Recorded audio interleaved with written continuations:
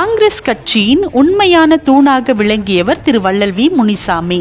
தனது தன்னலமற்ற உழைப்பை முழுமையாக கட்சிக்கும் மக்களுக்கும் அர்ப்பணித்தவர். எளிய தொண்டர்களையும் ஒருங்கிணைத்து சமூக சேவையில் புதிய சகாப்தம் படைத்தவர். மக்களுக்காகவே நான் என்ற தாரக மந்திரத்தோடு ஓய்வின்றி உழைத்த ஒரு தன்னலமற்ற தலைமகனாக மற்றும் மக்கள் தலைவராக அவர் வரலாற்றில் போற்றப்படுகிறார் திரு வள்ளல் வி முனிசாமி அவர்கள். அத்தகைய உறுதியும் உழைப்பும் கொண்ட திரு வள்ளல் வி முனிசாமி அவர்கள் மக்கள் சேவையை மேலும் விரிவுபடுத்தும் நோக்கில் இன்று தனது அரசியல் பயணத்தில் முக்கிய மாற்றத்தை ஏற்படுத்தி பாரதிய ஜனதா கட்சியில் பிஜேபி தனது செயல்பாட்டை முழுமையாக இணைத்துக் கொண்டார். இது ஒரு சாதாரண கட்சி மாற்றமாக அல்லாமல் தன்னுடைய கொள்கை நிலைப்பாடுகளுக்கும் மக்கள் முன்னேற்ற கனவுகளுக்கும் ஏற்ற தளத்தை தேர்வு செய்துள்ள ஒரு தீர்மானமாக பார்க்கப்படுகிறது. பொதுநல சேவையை மையமாக கொண்டு செயல்பட்டு வந்த அவர் இனி புதிய அரசியல் மேடையில் மக்களுக்காக இன்னும் பல திட்டங்களையும் முன்னெடுப்புகளையும் மேற்கொள்ள உள்ளார் என அவரது ஆதரவாளர்கள் நம்பிக்கை தெரிவிக்கின்றனர்.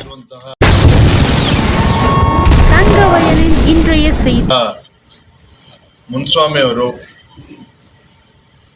ಅವರ ನೇತೃತ್ವದಲ್ಲಿ ನಗರಸಭಾ ಅಧ್ಯಕ್ಷರಾಗಿದ್ದಂತಹ ವಳ್ಳಲ್ ಮುನಿಸ್ವಾಮಿ ಅವರು ನಗರಸಭಾ ಅಧ್ಯಕ್ಷರು ಭಾರತೀಯ ಜನತಾ ಪಾರ್ಟಿಯನ್ನು ಸೇರಬೇಕು ಅನ್ನೋ ಒಂದು ಅಪೇಕ್ಷೆಯನ್ನು ವ್ಯಕ್ತಪಡಿಸಿದಂಥ ಸಂದರ್ಭದಲ್ಲಿ ನಮ್ಮೆಲ್ಲರ ಹಿರಿಯರಾಗಿರ್ತಕ್ಕಂಥ ವಿಪಕ್ಷ ನಾಯಕರಾಗಿರುವಂತಹ ಚಲವಾದಿ ನಾರಾಯಣ ಸ್ವಾಮಿ ಅವರು, ನಮ್ಮ ಮಾಜಿ ಸಚಿವರು ಆತ್ಮೀಯರಾಗಿರ್ತಕ್ಕಂಥ ರೇಣುಕಸ್ವಾಮಿ ಅವರು, ನಮ್ಮ ವಿಧಾನ ಪರಿಷತ್ತಿನ ಸದಸ್ಯರಾಗಿರುವಂತಹ ಸಂಕನೂರ್ ಸಾಹೇಬರು ಕೂಡ ನಮ್ಮೊಟ್ಟಿಗಿದ್ದಾರೆ. KGF ಇಂದ ತಾವೆಲ್ಲರೂ ಕೂಡ ಬಂದಿದ್ದೀರಿ. ಪತ್ರಿಕಾ ನಮ್ಮ ಮಾಧ್ಯಮ ಸ್ನೇಹಿತರು ಕೂಡ ಇದ್ದಾರೆ. ತುಂಬಾ ಸಂತೋಷ.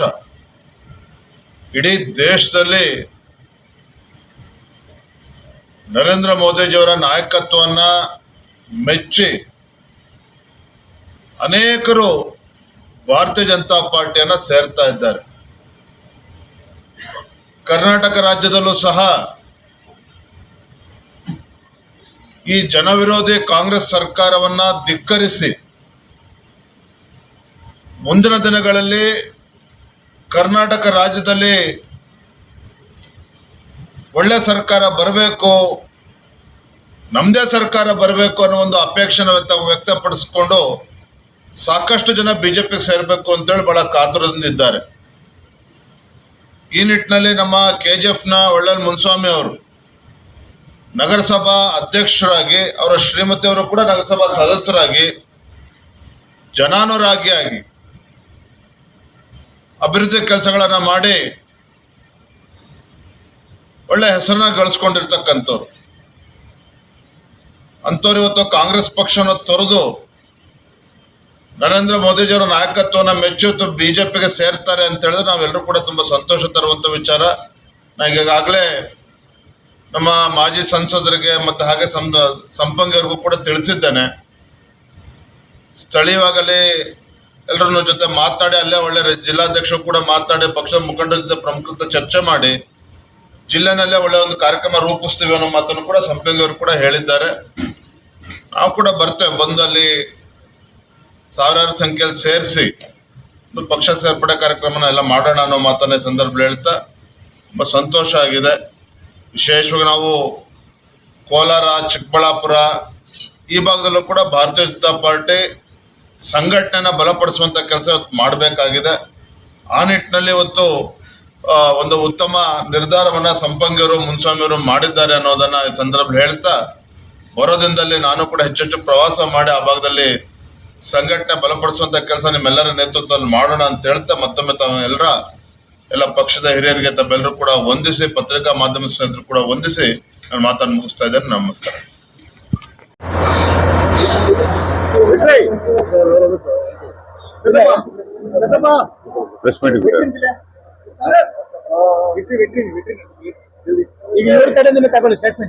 ಸರ್, ನಾನು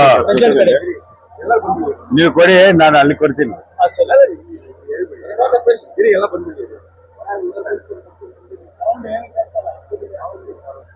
ಬೋರ್ವೆಲ್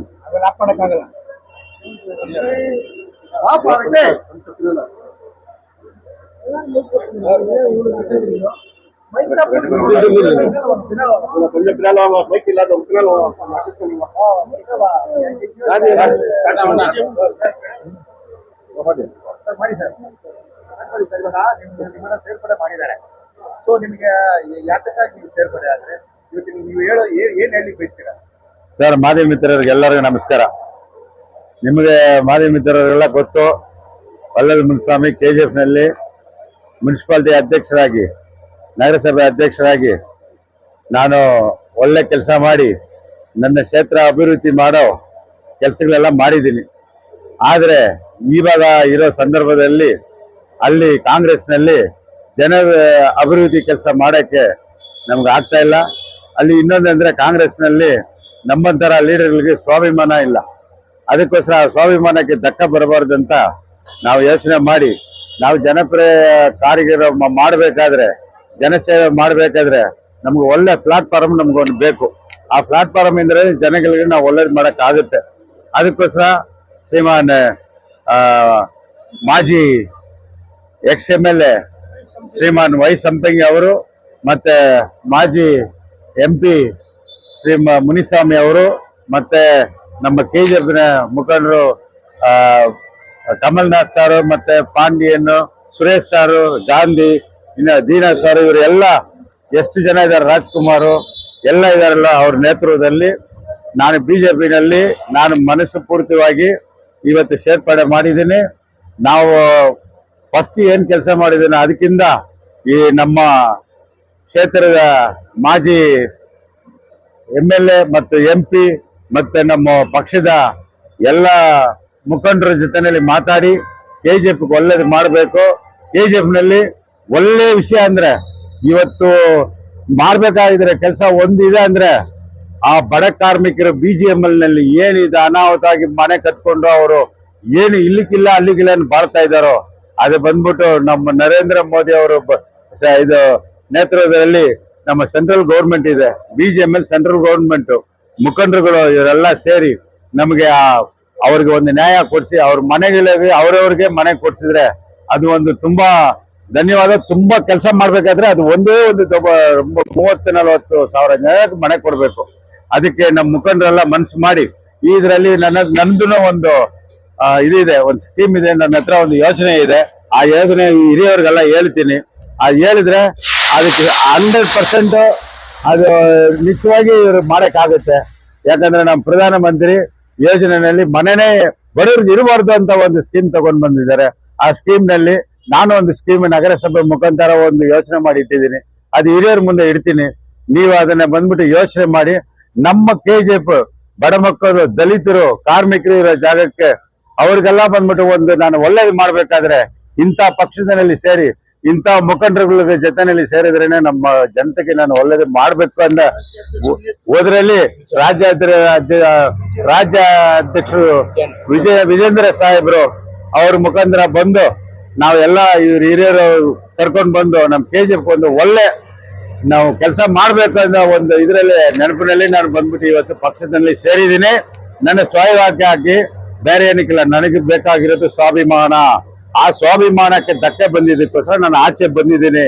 ಮತ್ತೆ ಇನ್ನ ಏನೇನು ಬಂದಿದ್ದೀನಿ ಏನೇನಂದ್ರ ಅಧಿಕಾರ ಪೂರ್ವವಾಗಿ ಅಲ್ಲಿ ಸೇರ್ಪಡೆ ಆಗ್ತೀನಿ ನೋಡಿ, ಆಮೇಲೆ ನಿಮ್ಗೆ ಹೇಳ್ತೀನಿ. ಧನ್ಯವಾದ ಸರ್. ನಾನು ಹೇಳ್ತೀನಿ, ನಾನು ಯಾವ ಕಂಡೀಷನ್ ಆಗಲ್ಲ, ಪಕ್ಷಕ್ಕೆ ನಾನು ದುಡಿತೀನಿ. ನನಗ್ ಬೇಕಾಗಿರೋದು ಸ್ವಾಭಿಮಾನ. ಆ ಸ್ವಾಭಿಮಾನ ಇದ್ರೆ ಜನಗಳಿಗೆ ಸೇವೆ ಮಾಡಕ್ಕೆ ನನಗೆ ಇಷ್ಟ. ಧಕ್ಕೆ ನಿಮ್ಗೂ ಗೊತ್ತಿದೆ. ನಾನು ಬಂದ್ಬಿಟ್ಟು ಇಲ್ಲಿ ಮಾತಾಡೋದು ಬೇಡ, ನಮ್ಮ ಕ್ಷೇತ್ರದಲ್ಲಿ ಯಾವ್ದಾವ್ದು ಧಕ್ಕೆ ಆಗಿದೆ ಅಂತ ನಿಮ್ಗೆ ತಿಳಿಸ್ತೀನಿ. ಯಾಕಂದ್ರೆ ಹಿರಿಯರೆಲ್ಲ ಇದ್ದಾರೆ, ಅವ್ರು ಮಾತಾಡ್ಬೇಕಾಗುತ್ತೆ. ಈ ದಿನ ಏನು ನಮ್ಮ ರಾಜ್ಯಾಧ್ಯಕ್ಷರು ನಮ್ಮೆಲ್ಲರ ನಾಯಕರಾದಂಥ ವಿಜೇಂದ್ರಣ್ಣವ್ರ ನೇತೃತ್ವದಲ್ಲಿ ಚಲವಾದಿ ನಾರಾಯಣಸ್ವಾಮಣ್ಣವರು, ಸಂಪಂಗಿ ಅಣ್ಣವರು, ರೇಣುಕಣ್ಣವರು, ನಮ್ಮ ಸಾಹೇಬರು ಎಲ್ಲರನ್ನು ಒಟ್ಟಿಗೆ ಇರ್ತಕ್ಕಂಥ ಸಂದರ್ಭದಲ್ಲಿ ನಮ್ಮ KGF ಇಂದ ಸುಮಾರು ತಿಂಗಳುಗಳಿಂದ ಒಂದು ನಮ್ಮ ಎಲ್ಲ ಲೀಡರ್ಗಳದ್ದು ಒಂದು ಬೇಡಿಕೆ ಇತ್ತು. ವಲ್ಲಭಿ ಮುನಿಸ್ವಾಮಿ ಅವರು ನಗರಸಭಾ ಅಧ್ಯಕ್ಷರು, ಅವರ ಧರ್ಮಪತ್ನಿನೂ ನಗರಸಭಾ ಸದಸ್ಯರು. ನಗರಸಭಾ ಅಧ್ಯಕ್ಷರಾಗಿದ್ದಂಥವರು ಇತ್ತೀಚಿನ ದಿನಗಳಲ್ಲಿ ಕಾಂಗ್ರೆಸ್ನಲ್ಲಿ ನಡೀತಾ ಇರ್ತಕ್ಕಂಥ ಏನು ಬೆಳವಣಿಗೆಗಳಿದೆ ಅದಕ್ಕೆ ಬೇಸತ್ತು ವಿಜೇಂದ್ರಣ್ಣವ್ರ ನಾಯಕತ್ವದಲ್ಲಿ ನಾವು ಪಾರ್ಟಿ ಸೇರ್ಪಡೆ ಆಗ್ತೀರಿ ಅಂತೇಳಿ ಹೇಳಿದಾಗ ನಮ್ಮ ಸ್ಥಳೀಯ ಮುಖಂಡಗಳೆಲ್ಲ ಭಾಳ ಸರಿ ನಮ್ಮ ಹತ್ರ ಹೇಳಿದ್ರಿಂದ ನಾವು ರಾಜ್ಯಾಧ್ಯಕ್ಷರ ಹತ್ರ ಮಾತಾಡಿ ಮತ್ತೆ ಜಿಲ್ಲೆಯಲ್ಲಿ ಅಧ್ಯಕ್ಷರನ್ನು ಮಾತಾಡಿ ಏನು ತೀರ್ಮಾನ ತಗೊಂತೀರಿ ಅಂತ ಹೇಳಿದ್ವಿ. ಅದಕ್ಕೋಸ್ಕರ ನಾವು ಹೊಳಲ್ ಮುನ್ಸ್ವಾಮಿ ಅವ್ರಿಗೂ ನಾವು ಬಂದಾಗ ಹೇಳಿದ್ರಿ, ನಾವು ಜಿಲ್ಲೆಯಲ್ಲಿ ಒಂದು ದೊಡ್ಡದಾಗ ಒಂದು ಕಾರ್ಯಕ್ರಮ ಮಾಡಿ ಅಲ್ಲೇ KGF ಅಲ್ಲೇ ರಾಜ್ಯಾಧ್ಯಕ್ಷರನ್ನ ಅಲ್ಲೇ ಕರೆದು ಸೇರ್ಪಡೆ ಕಾರ್ಯಕ್ರಮ ಮಾಡ್ಕೊಳ್ಳೋಣ. ನಿಮ್ಮ ಫಾಲೋವರ್ಸ್ ಯಾರ್ಯಾರು ಇದ್ದಾರೆ, ಯಾರ್ಯಾರು ಕಾಂಗ್ರೆಸ್ ಅಲ್ಲಿ ಬೇಸತ್ತಿದ್ದಾರೆ, ಇನ್ನೂ ಯಾರ್ಯಾರು ನಗರಸಭಾ ಸದಸ್ಯರಿದ್ದಾರೆ ಅವ್ರನ್ನೆಲ್ಲ ಕರ್ಕೊಂಬರ್ಬೇಕು ಅಂತ ಹೇಳಿ ಹೇಳಿದ್ರಿ.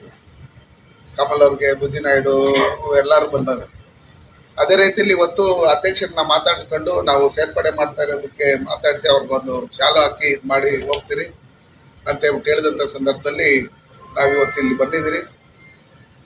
ಹೊಳಲ್ ಮುನ್ಸಮ್ಮಣ್ಣ ಅಂತವರು ನಾಯಕರು ನಮಗೆ KGF ನಗರಕ್ಕೆ ತುಂಬ ಅವಶ್ಯಕತೆ ಇರೋದ್ರಿಂದ ಅವ್ರ ಜೊತೆಯಲ್ಲಿ ಇನ್ನೂ ನಮ್ಮ ಎಲ್ಲ BJP ಮುಖಂಡರುಗಳೆಲ್ಲ ಬಂದಿರೋದ್ರಿಂದ ಒಳ್ಳೆ ದಿನ ಫಿಕ್ಸ್ ಮಾಡಿ ನಾವು ಅಲ್ಲೇ ಒಂದು ಕಾರ್ಯಕ್ರಮ ಮಾಡಿ ದೊಡ್ಡದಾಗಿ ಅದ್ದೂರಿಯಾಗಿ ಸೇರ್ಪಡೆ ಆದರೆ ಅದಕ್ಕೊಂದು ಇದಿರುತ್ತೆ.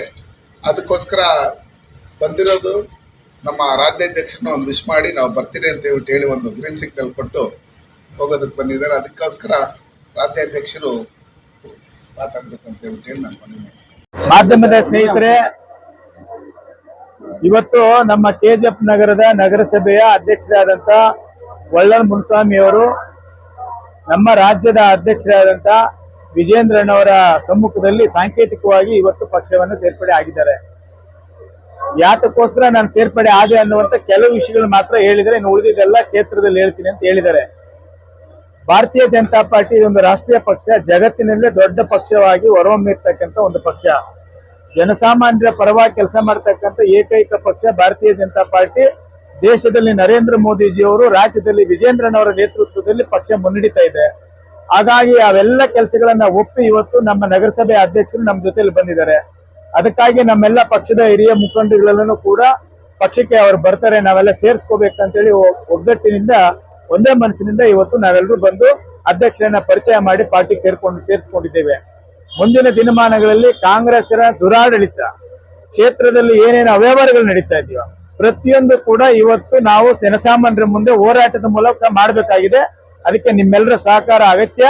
ನಿಮ್ಮೆಲ್ಲರ ಸಲಹೆಗಳನ್ನು ತೆಗೆದುಕೊಂಡು ನಗರಸಭೆ ಅಧ್ಯಕ್ಷರಾಗಿ ಕೆಲಸ ಮಾಡಿದಂತ ಹೊಳಲ್ ಮುನ್ಸ್ವಾಮಿ ಅವರನ್ನ ಗೌರವಯುತವಾಗಿ ನಾವು ಜೊತೆಲಿ ಇಟ್ಕೊಳ್ತೇವೆ. ನಮ್ಮ ಕುಟುಂಬದ ಒಬ್ಬ ಹಿರಿಯ ಸದಸ್ಯರವರು. ಕೇವಲ ಭಾರತೀಯ ಜನತಾ ಪಾರ್ಟಿ ರಾಜಕೀಯಕ್ಕೆ ಅಷ್ಟೇ ಅಲ್ಲ, ನಾವು ಸಂಪ್ರದಾಯವಾಗಿ ನಮ್ಮ ಕುಟುಂಬದಲ್ಲಿ ಒಬ್ಬ ಹಿರಿಯರು ಅಂತೇಳಿ ನಾನು ಭಾವಿಸಿ ನಾವೆಲ್ಲರೂ ಕೂಡ ಒಪ್ಪಿ ನಮ್ಮ ಪಕ್ಷಕ್ಕೆ ಸೇರ್ಪಡೆ ಮಾಡ್ಕೊಂಡಿದ್ದೇವೆ. ಇನ್ನಷ್ಟು ವಿಷಯಗಳನ್ನ ಕ್ಷೇತ್ರದಲ್ಲಿ ನಿಮ್ಮ ಮುಂದೆ ನಾವು ತಿಳಿಸಲಿದ್ದೇವೆ. ನೀವೆಲ್ಲರೂ ಬಂದು ಇಲ್ಲಿ ಅವರು ಸೇರುವಂತಹ ಕಾರ್ಯಕ್ರಮಕ್ಕೆ ಭಾಗವಹಿಸಿ ನೀವು ಕೂಡ ಸಾಕ್ಷೀಭೂತರಾಗಿದ್ದೀರಿ. ನಿಮಗೂ ಧನ್ಯವಾದ. ಹೊಳಲ್ ಮುನ್ಸ್ವಾಮಿ ಅವರು